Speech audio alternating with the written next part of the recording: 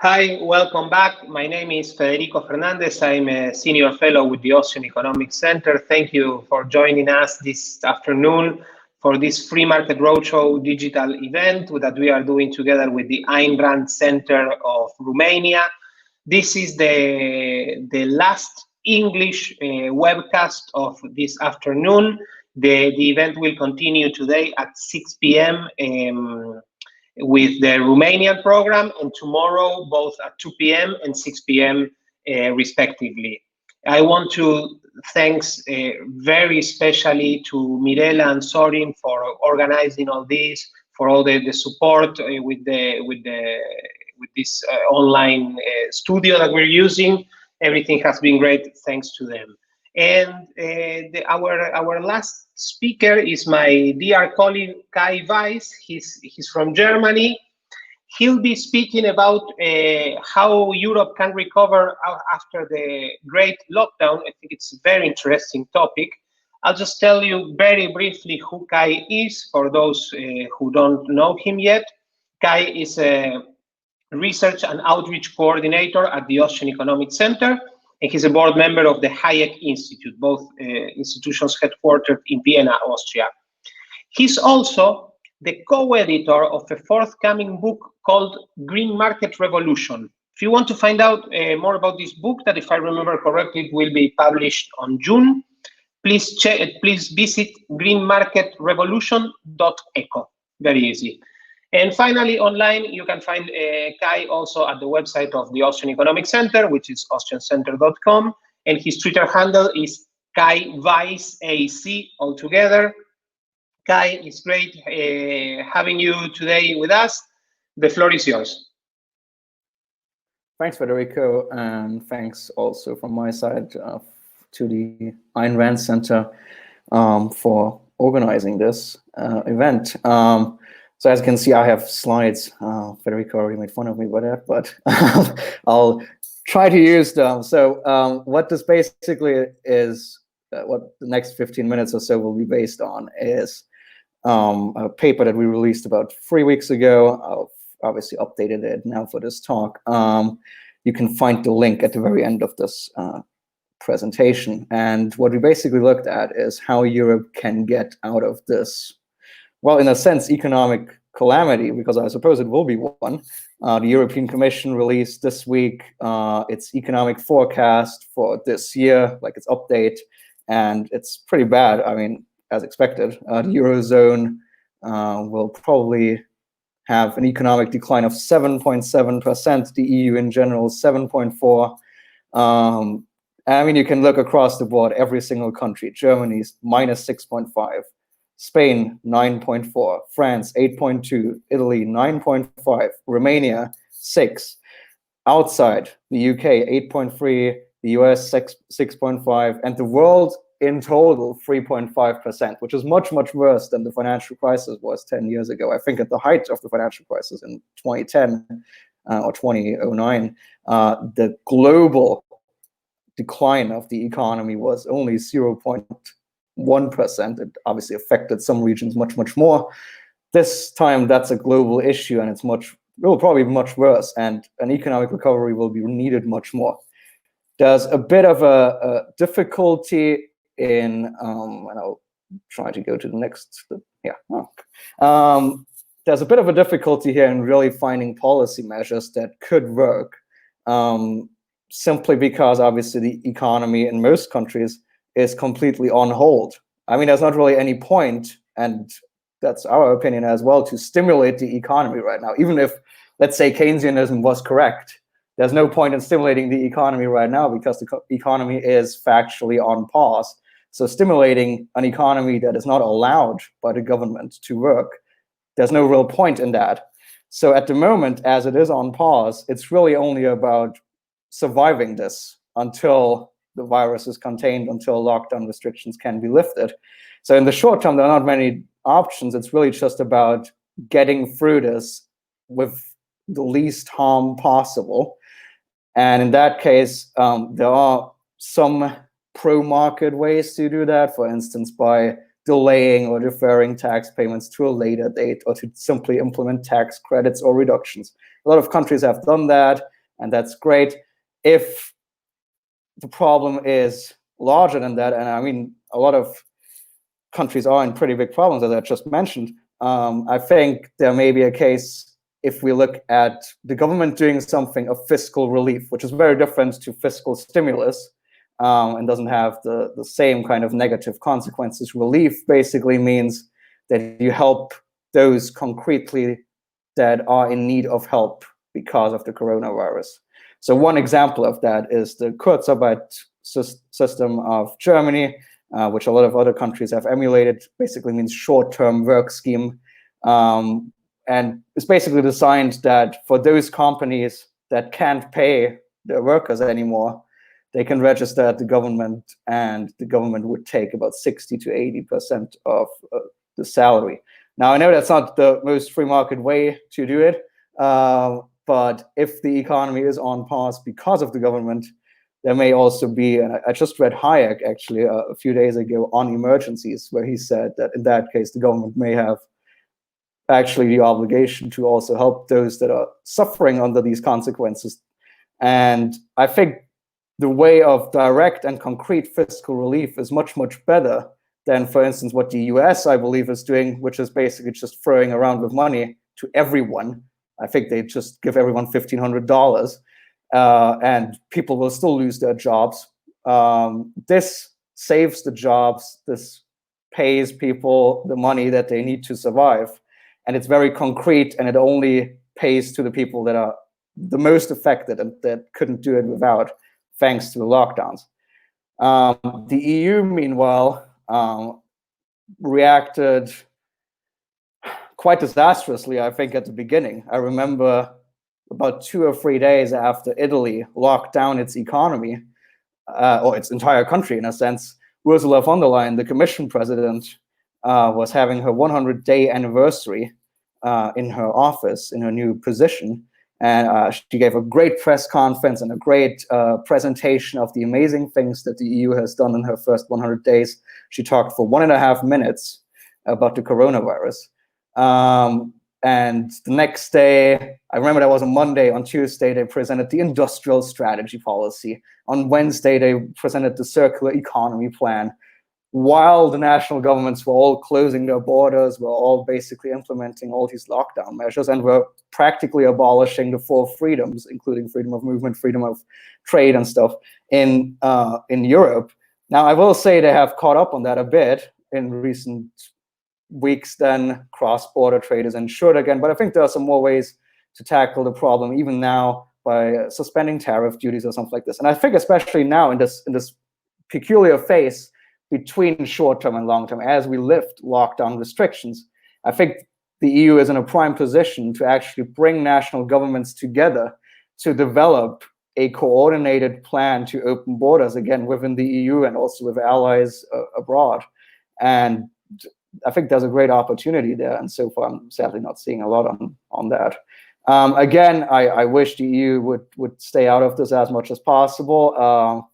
If absolutely needed, there are obviously, again, I think not economic stimulus, not Euro bonds, so new structures that are really, really damaging and that would be damaging long-term, or looser monetary policy, like the ECB.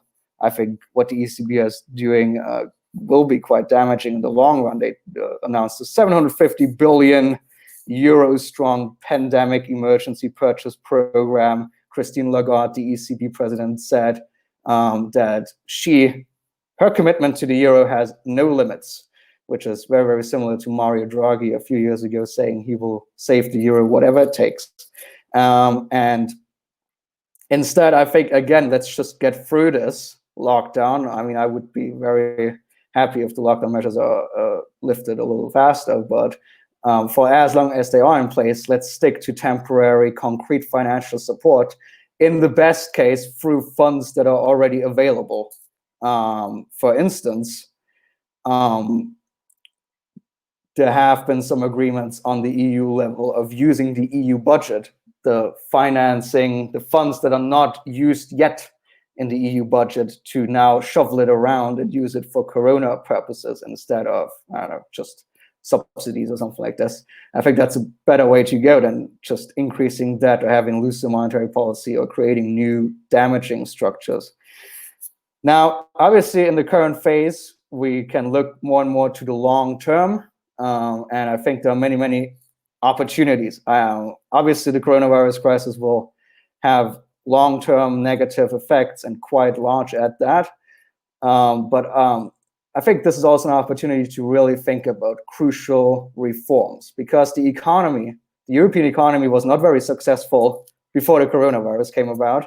Some countries already stagnated late last year, early this year, and there was already a lot of fear of an upcoming crisis. And so let's not pretend that everything before was fine. We shouldn't just return to the normal way that we had it before, because there were a lot of problems with the normal way before, and reforms were already necessary back then.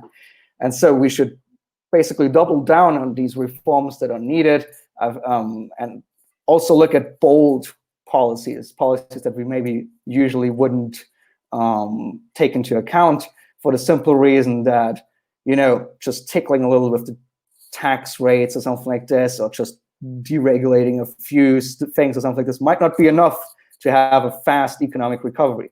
So when looking at what reforms could happen now, I mean, really, as lockdown restrictions are lifted, we should look at pro-growth tax policies, in particular on corporate taxes and income taxes. Those are the two most distortionary taxes, and they are both usually way too high in most countries. I mean, if you look at income taxes, they are often above, if you also count in social insurance contributions, they are often like at 60, 70% in some countries in Europe.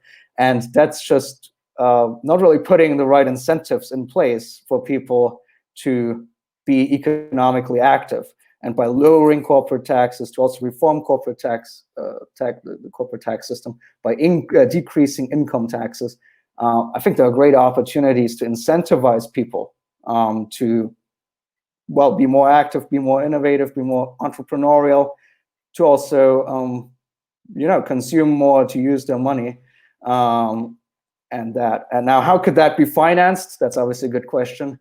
I would say one way would be to broaden consumption tax bases. Now, that does not mean, and I want to be completely clear about this, it does not mean to increase consumption taxes. It means to simplify the system, to make it less bureaucratic, potentially, or something along those lines. There's also a VAT gap in Europe of, let me get that, 337 billion euros a year. If you just try to close that gap, which comes into being through fraud, bankruptcies, special political interests, corruption, and poor administration, if you close that gap, you have a lot more revenue through which you can cut taxes in other places, in better places, that will help the economy, that would help businesses and individuals. And obviously, I think in a sense, at some point you have to think about cutting spending and not engage in fiscal stimulus. Not, as I said, in short term, it doesn't make any sense, but I think it would also be damaging in the long term, because the fiscal health of the EU is absolutely horrendous. I mean, it was already horrendous before this crisis came about. Just look at the debt to GDP rates throughout Europe. It should be 60% according to, or no more than 60% according to the Stability and Growth Pact. It's 178 in Greece, 137 in Italy, 120 in Portugal. And you can go down this list and say that countries are obviously very, very indebted. And this will be so much worse after the coronavirus has subsided, considering national governments and the EU together have so far introduced economic stimulus of more than 3.3 trillion euros. And we shouldn't engage in this even more if we want to have the economy recover, because we just get a worse debt situation that will come to haunt us in a few years' time, or that future generations would have to pay back. That is also true on the EU level. There are Marshall Plan ideas. There are recovery fund ideas, where basically EU governments are talking about introducing programs of 1.5 trillion euros or using the EU budget for that. And that would be just highly damaging. And I think the EU, or through European cooperation, we should focus more on free trade methods. For instance, by deepening the single market. The European Commission, 2 months ago, as the coronavirus crisis came into being, looked at the single market and said there are still so many barriers in place that prevent businesses and individuals from trading freely. If you eliminate or at least reduce these barriers, you could generate, according to the Commission, an additional 269 billion euros annually for manufactured goods and 338 billion euros annually for services, together raising EU GDP by approximately 12%.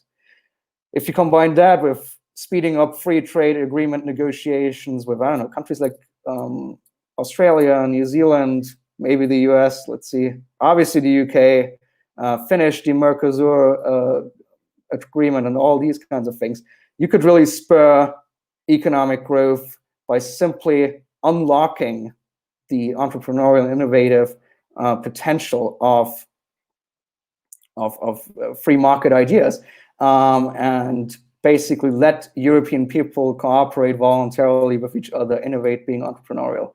And I think that is the way to go, not more centralization, not more stimulus, but instead to go back to a more prudent and pro-market economic system after the coronavirus is history, hopefully soon.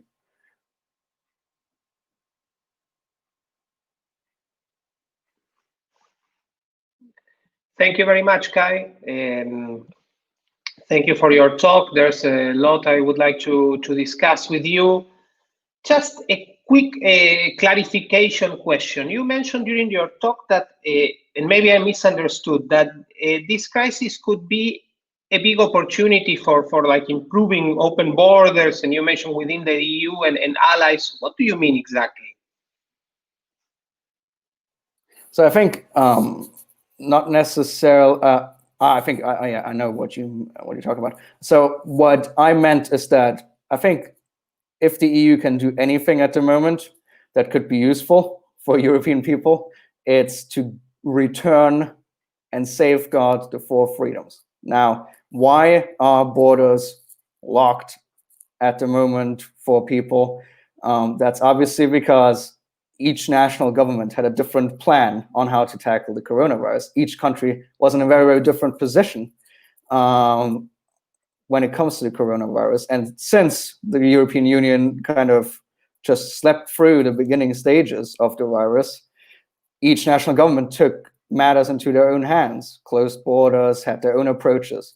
And at some point, travel restrictions and these kinds of things were useful because countries were in very, very different positions. So, I mean, I understand why, for instance, the German government wouldn't, or the Austrian government or the Swiss government wouldn't want to have travel coming from Italy as freely as possible, or I don't know, France from Spain or something like that, because those are just very problematic areas and you don't want to increase the risk of having a huge infection wave. But now that the infection wave, the curves have been flattened in literally every single EU country, it's now time to leave these national government approaches and basically try to hammer out something where you can return to a free single market that also includes free movement of people. Now, that doesn't mean without border controls. And I mean, that's what I mean with European cooperation, right? You need to figure out something where you also don't risk to get a second infection wave. But, you know, I think the EU could work a lot at the moment on trying to figure out how to open all the borders within Europe again, to develop mutual plans on airports, airlines, all these kinds of things to get travel going again. And I think there are not really any more useful ways than that the EU could get active. And particularly, that's my last point on this, I think there are a lot of national governments at the moment that kind of do it by themselves. So Austria and Germany want to open borders again between each other, or I think Croatia wants to open borders again for particular countries, why not have a European approach? This would, I mean, that's what the EU is, I mean, technically here for, is to have a free Europe. And today on Europe Day, the 17th Europe Day, I think it's very, very important to regain that concept again and not have a lockdown Europe for much longer. Indeed, Kai. There are a few things I would like to ask you, but before there's a question from the audience, from our good friend Mircea Nedelcu. He said that you mentioned that almost all countries have taxes that are between 55–70% of people's income. What do you think is, this is a very interesting question, what do you think is the psychological explanation that people, allow being robbed like this? That's a very good question, yeah. So I would imagine, okay, this is just me rambling on possibly without making this any sense, but I would think that one of the main reasons why we let this happen and why we have these high tax rates is that we have been in a very comfortable situation for decades now, economically speaking, other than the financial crisis. People are very, I suppose, very confident with the situation that we are in, and so they are probably happy to give away a little bit of their income, and I think they're very happy to let other people that earn more money give away even more of their income. And I think that's where you have, I mean, when I say 70%, I obviously don't mean someone who earns 20,000 euros a year or something like this. I obviously mean well-earned people. And so I think there's obviously that factor that usually people probably don't care too much about rich people. And in a sense, I just feel like we may be in a situation where we think everything is running very well. Our healthcare sector has our bureaucratic sector, all these things work very well. And while not everything is perfectly efficient, it's fine to have these small inefficiencies as long as the apparatus in general continues to work. And I'm curious to see what will happen now, considering we saw a crisis that kind of proves that we may not be in as comfortable of a situation as we might think. Thank you, Kai. We have just a few minutes, and before asking you a final question, I want to thank the Ayn Rand Center Romania for all this magnificent digital free market roadshow in Bucharest that we are doing. Invite everyone who is watching to join again 6 p.m. Central European Time, 7 p.m. Romania for the second part of today, which will be all in the Romanian language. And before finishing, Kai, well, there are several things I would like to ask you, but let's stick to taxes because it's the topic that we've been discussing in your last question. In the last question you replied, what do you think are like special taxes, patriotic taxes, taxes against the 1% likely to happen? You know, of course, you argued very convincingly about it, but let's suppose, you know, not everyone in Europe listened to you, and do you think things like this, and particularly I believe in Germany there have been talks about it, like these special taxes against the rich or something like that are likely to happen? I mean, I needless to say, I hope not, but I think it really depends on each country. And it depends on which government is in place. I mean, for instance, you mentioned Germany. There has been talk of very early on in the crisis of even nationalizing certain businesses and of increasing taxes and stuff like that. But I don't think, for instance, in Germany that would happen because there's as much talk, probably more, of cutting taxes instead. And I do think that maybe I'm too naive or too optimistic, but I do think there's a consensus more or less coming into place, at least in countries where you have center-right governments, that what the last thing we should do when this crisis is over is to increase taxes, and that if anything, we should decrease taxes. Now that may mean not that rich people will get anything more from that. For instance, in Austria, I think what the Chancellor Kurz constantly says is that we need to reduce taxes for small businesses and for earners, kind of middle class earners. And I understand that, and I'm all for any tax cuts possible. But I do think tax cuts will happen in many countries in a way that probably, in a weird way, were not possible before this, because it's so much needed right now. And let's hope it's not coupled with these damaging taxes, like a wealth tax or something like that. Let's see. And well, Mirela told me that we have a few more minutes, so just last question on my side. You talked about deepening the single market.